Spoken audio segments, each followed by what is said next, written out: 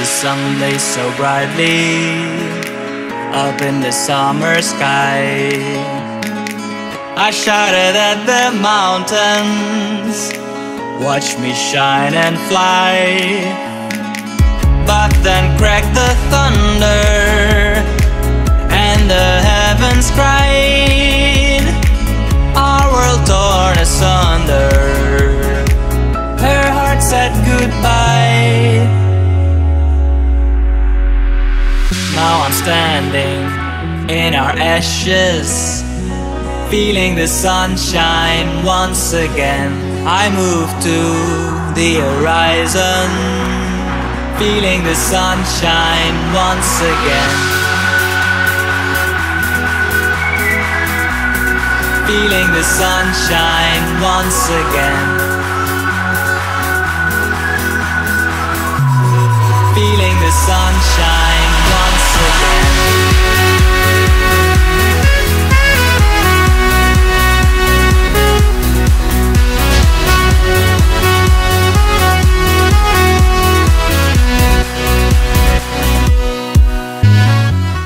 Virginie Tellen, on vous a connu au moment des manifs pour tous, vous appelez alors Frigide Barjot. Aujourd'hui, comment doit-on vous appeler?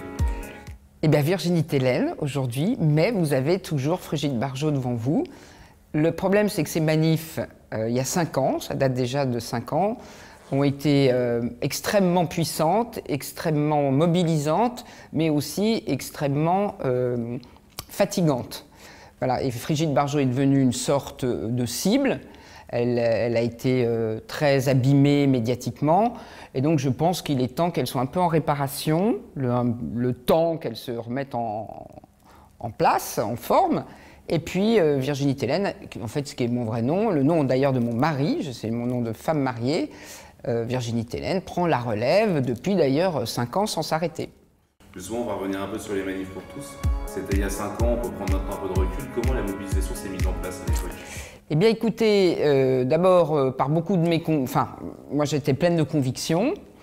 J'avais bien compris que ce qui était le plus important pour moi et beaucoup de monde, c'est-à-dire le respect de la filiation entre l'homme et la femme pour tout enfant, était en train de disparaître dans une loi de mariage homosexuel, mais qui changeait la filiation en la déplaçant entre 2 femmes ou 2 hommes. Donc ça changeait toute la structure même de notre société. Et je suis allée toquer aux portes de l'Église.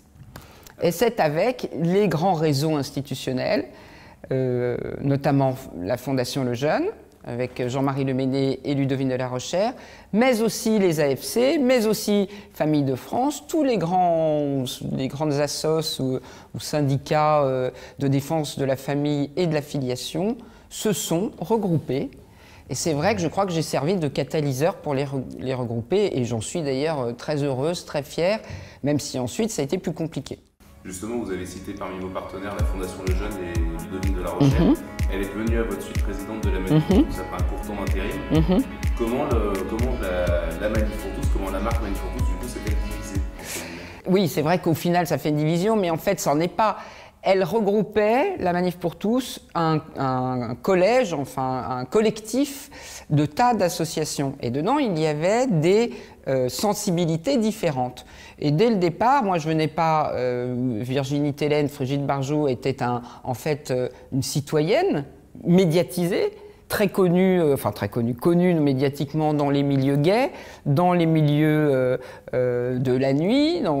Et en fait, cette personnalité, je me suis aussi entourée de Xavier Bongibaud, qui a déclaré son homosexualité tout en demandant à respecter la filiation entre l'homme et la femme, le mariage homme-femme, mais aussi une union pour les homosexuels, plus d'autres personnes qui, elles, ne faisaient pas partie d'institutions, si vous voulez. Donc on représentait véritablement la population. Il y avait les institutions et la population. Et nous sommes venus avec un projet que j'avais écrit sur mon blog déjà dès octobre 2012, qui était ce projet d'une union intermédiaire entre qui n'est pas le mariage de l'homme et de la femme, mais qui n'est pas non plus le mariage de 2 hommes ou de 2 femmes procréatifs. C'était l'union civile. Les institutions de l'Église ont accepté ce projet.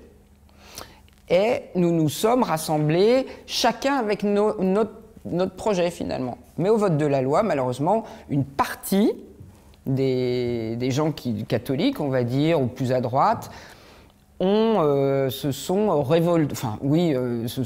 dressés contre cette union civile. Et j'ai été obligé de partir avec cette union civile.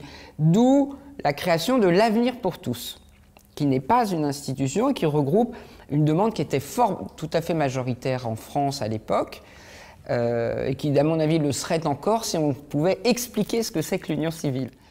Alors justement, vous avez créé l'Avenir pour tous. On peut dire que la plupart des associations, des institutions qu'on propose à Manif pour tous, elles sont restées à la brutalisation pure et simple, sans union civile, entre guillemets. Voilà. Vous, justement, avec qui pouvez-vous promouvoir l'union civile? Qui sont vos alliés en fait? Alors, c'est vrai que c'est un petit peu complexe parce que, encore une fois, je dirais que la base citoyenne, hors syndicat, hors lobby, hors institution, est tout à fait favorable. Mais il faut pouvoir toucher cette base citoyenne. Or, il ne vous a pas échappé, chers amis, que depuis 5 ans, les médias me sont beaucoup moins ouverts. Donc je ne peux pas tenter de rallier des gens à travers les médias, et pas non plus à travers l'Église, puisque pour beaucoup, l'union civile ne peut pas être acceptée. Justement, l'Église est hostile à l'union civile. Alors pas tout le monde dans l'Église. J'ai quand même un soutien de poids dans la personne du pape François, qui a fait plusieurs choses, 2 synodes de la famille, qui a proposé à plusieurs reprises de différencier les unions de fait, dont les unions homosexuelles, du mariage. Il l'a même, publié dans l'exhortation apostolique Amoris Laetitia. Et puis il est allé même plus loin. Il a donné une série d'interviews à un sociologue français qui s'appelle Dominique Volton. Et en septembre 2017 est sorti un livre qui s'appelle Politique et société, et dans lequel il consacre à peu près 5 à 6 pages sur la différenciation entre le mariage, qui est l'institution de la procréation entre l'homme et la femme, et qui est de tout temps et de toute nature, et qui doit rester l'institution de la nature de l'homme et de la femme. Et puis il dit il faut prévoir autre chose pour les homosexuels, et ça s'appelle l'union civile. Et il va jusqu'à dire l'union homosexuelle n'est pas un mariage, il faut une union différente, une union civile, et il faut le faire maintenant. Justement, avant vous, en tout cas, Nicolas Sarkozy et François Fillon notamment avaient proposé une alternative effectivement au mariage homosexuel qui se rapprochait de votre union civile. Vous aviez vous-même soutenu François Fillon d'ailleurs à cause de ça. À cause de ça. Essentiellement. Ah oui, uniquement à cause de ça. Uniquement. Ma vie est concentrée dans cette défense de cette sexuation de l'humanité qui est en train de disparaître. Malheureusement, il ne vous a pas échappé que François Fillon, finalement, n'a pas atteint le 2e tour de la présidentielle. Il s'est retrouvé que même Marine Le Pen aussi, à l'entre-deux tours, s'était quand même prononcée pour une union civile, plus ou moins, pas très fortement, mais elle l'avait quand même inscrit plus ou moins dans ses discours. Et il s'est passé la catastrophe qu'il s'est passée. Donc voilà notre union civile disparue de chez les politiques. Et là aussi, personne pour la ramasser aujourd'hui. Donc il n'y a donc vraiment que l'avenir pour tous. Plus le pape, plus un évêque à Oran, Jean-Paul Vesco, issu notamment de ma bonne ville de Lyon, où il se passe beaucoup de choses à Lyon. Et voilà, et puis je sais très bien qu'il y a beaucoup de gens qui ne peuvent pas le déclarer comme ça, mais qui pourraient, des gens qui sont par exemple, très, très clairement, les états généraux de la bioéthique ont permis à des personnes, à un certain nombre de citoyens, de se prononcer par rapport notamment à l'ouverture de la procréation médicalement assistée. Je vous ferai le lien après avec les deux.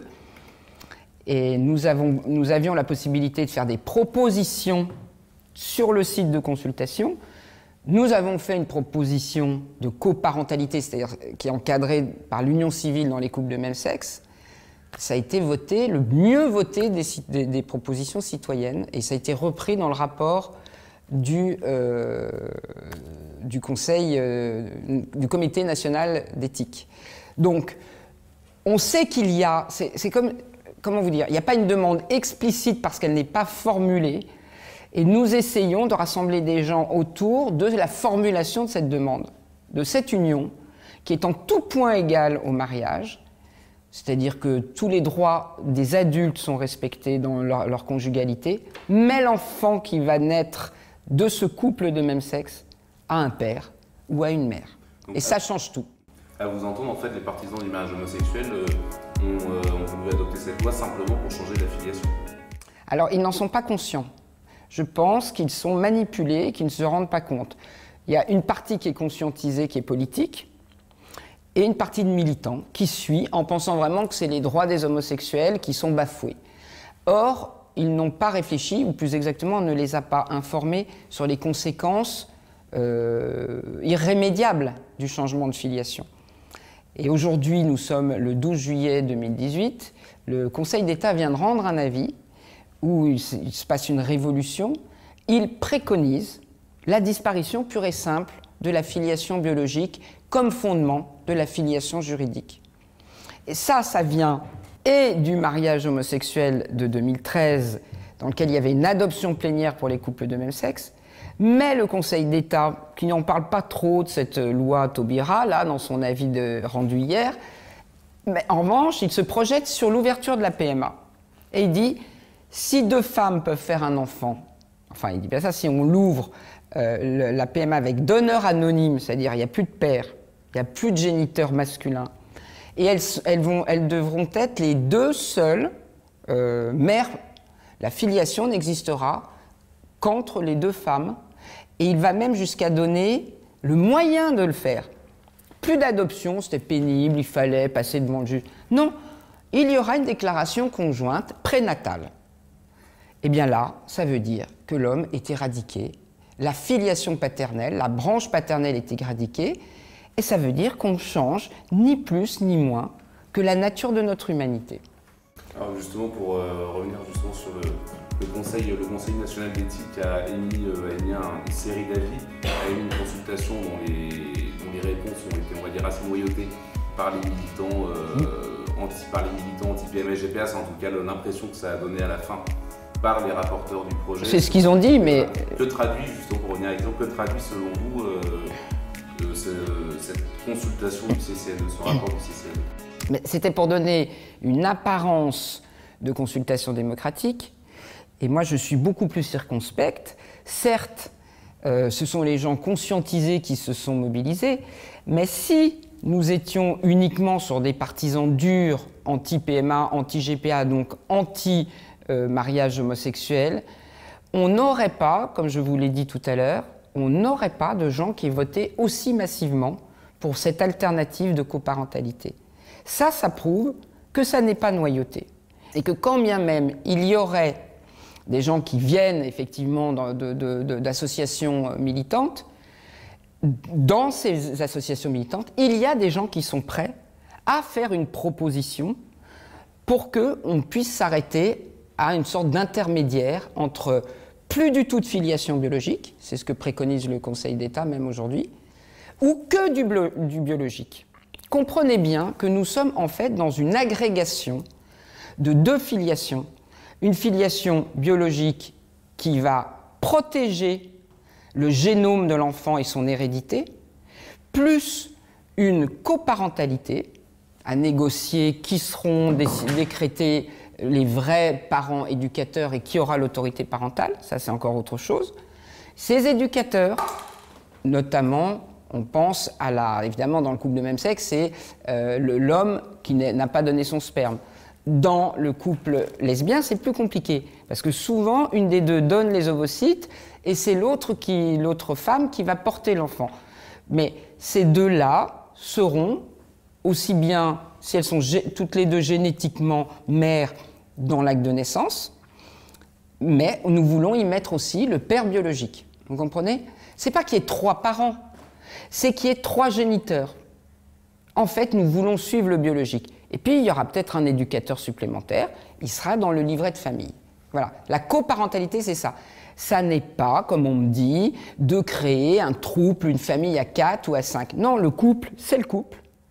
Et le géniteur, il habite ailleurs, il n'est pas cohabitant, mais l'enfant se retrouve avec une vraie filiation biologique établie. Et je vous dis, c'est impérieux ce que je suis en train de dire aujourd'hui, parce que le Conseil d'État vient de donner la façon d'effacer cela totalement. Justement, la France a élu Emmanuel Macron en juin 2017. Emmanuel Macron, lui, s'est toujours prononcé pour une consultation, évidemment, sur ces sujets-là. Lui-même s'est déclaré partisan de l'ouverture de la PMA aux couples de femmes. Est-ce que vous devez vous attendre à perdre des combats sociétaux dans les 5 ans à venir? Je pense que la loi, aujourd'hui, le président de l'Assemblée nationale s'est déclaré ce matin pour dire que finalement la loi serait peut-être pas dans la loi de bioéthique, mais proposée par des parlementaires. Ce serait une proposition de loi. On voit bien qu'en fait, Emmanuel Macron est en train de se dégager de quelque chose qui va peut-être pas être si simple que ça. J'ai lu aussi récemment l'interview de Ludovine de la Rochère dans Valeurs Actuelles. Elle a aussi une analyse sur la décision du Conseil d'État, mais enfin, elle conclut quand même assez objectivement sur si ça ne va pas. Il va bien falloir qu'on se redescende dans la rue, quand même, à un moment. Alors, toute la problématique est-ce le meilleur moyen? Et si on prend ce moyen-là, est-ce qu'à la différence de 2013 où on s'est séparés, est-ce qu'on va pouvoir réagréger toutes nos propositions les unes aux autres? Justement, vous êtes délégué général de l'Avenir pour tous, Ludovine de la Rochère est présidente de l'Avenir pour oui. tous. Est-ce qu'il y a évidemment des convergences et des divergences? La convergence, c'est qu'on ne veut pas de cette ouverture d'une PMA avec donneur anonyme spécialement pour 2 femmes ou 2 hommes. La différence, c'est que la manif pour tous dit non sans proposition. Et là, oui, c'est la manif. L'Avenir pour tous dit nous proposons que toute femme ou des femmes en couple ait un enfant, mais que cet enfant ait un père. Si pour vous descendre dans la rue n'est pas la seule solution, quelle action prévoyez-vous? Comment comptez-vous vous opposer à ça? Eh bien, l'opposition, elle est toujours dans l'information. Aujourd'hui, la population est totalement désinformée. C'est pour ça que je suis très heureuse de pouvoir aujourd'hui déclencher une nouvelle façon de communiquer avec cette web TV et de continuer à donner ces différentes propositions, ces autres façons de réfléchir, de penser, d'annoncer les choses, complémentaires avec les réseaux institutionnels très puissants, ça ne vous aura pas échappé, parce que les manifs étaient très puissantes.